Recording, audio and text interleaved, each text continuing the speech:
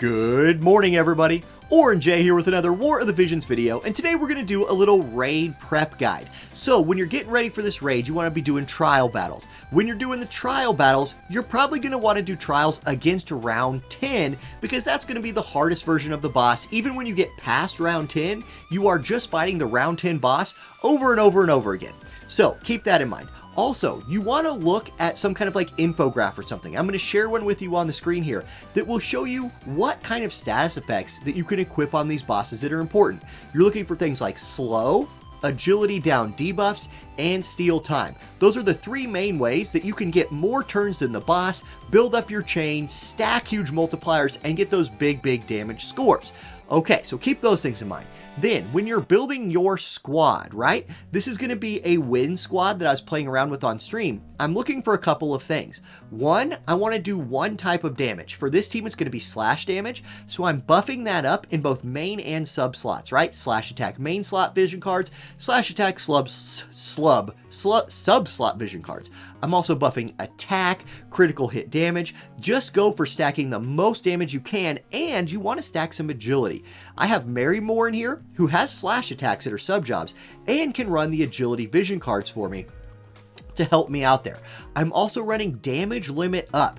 Remember, these stack in sub vision card slots at 100% of the buff. So like two-headed dragon right here gives me maximum 2500 damage limit up, even in the sub slot, and that stacks with Tetrasulfid here, giving me the elemental damage limit up. So I'm going to have huge numbers. Make sure you're leveling your damage limit up EX nodes on your units, and if you have trust stones with damage limit up on them, like let's show one of those off right here, you get 1,000 more damage limit up from TMR stones if you want to go that route. So let's jump into a fight here, and I'll kind of, while we're doing this fight, I'll walk you through the ways that you can boost your damage by further debuffing the boss. We are fighting Titan here. You cannot steal time against Titan, and you cannot agility debuff him. So I don't even want to think about those things. Instead, 2B has a slow in her kit. Titan is slowable. That will help me get more turns. Winter Luartha has a defense debuff in her kit. She can hit that from all the way back here on the boss, so I'm going to move her up here on turn 1 and debuff his defense. Joom has single target resist down. You can get that from her, or if you have Sneaky Time Snuggles, Pumpkin Spice Frederica's TMR, that can also apply that debuff. Uldoa's here for one reason, to do big slashing damage, and then Marymore has a TP ability in her kit called Windbreak Ruin, which will further debuff the boss's wind resistance. So watch this. Here we go. We're going to go Javelin Fall. This is a defense debuff on the boss. At rank 10, the boss does have 20 defense, so it's not a ton, but it is something. Then I will have 2B step up right here. We're going to do her slow attack, which is Shockwave Plus. So this boss is very weak to slow. You'll land that every single time. Units like 2B, Titus, just look for units that somewhere in their kit have a slow built in. I'm going to have Uldoa go ahead and do nothing this time. I'm going to save some CT for her. And then Marymore's going to run up and also CT save, just getting ready for their next turn because they're out of range. Okay, Joom's going to step up to here, and we're going to do Air Incisor. This is her single target resist debuff. So we're building a chain on the boss and applying our debuffs. The boss will get a turn, even with a slow. He still has enough initial CT built up that he gets a turn. I'm going to have Uldoa move up now and begin hitting the boss. We're going to go with Triple Trick from the Vision card to open up our chaining. So a 3-hit attack right here to open up chains. That's a questionable move. I might have wanted to save that for when she had another chance later to, maybe hit him a little bit harder with that. That's something you want to keep in mind. If you have limited numbers of multi-hit attacks, you might want to save them for later in the fight when they'll hit for harder. I chose to build the chain up instead right here. We'll see how it affects my score. Here's Windbreak Rune. This will lower the boss's wind resistance, so that's always helpful. And now you're going to see our damage at this point is just going to be insane. Phasal Slash is a multi-hit attack. Watch this damage. 28,000 damage twice. We're max damaging this guy at this point. Winter Luartha is going to use Paralyzing Edge, slash attack to keep the chain built up. And then Joom, we're just going to have Joom hit him as hard as he can. At this point, notice that I'm not moving my units. On a boss like Titan, where you can't steal time, you need to take full advantage of your slow to get as much extra CT as you can, because if he gets a turn, you lose your chain. The chain just goes away. So I'm trying to maximize my chaining here. Triple trick from Moldoa. This will be a max damage one. 28,000 damage 3 times. That's humongous damage. Joom, just hit him again. Air Incisor.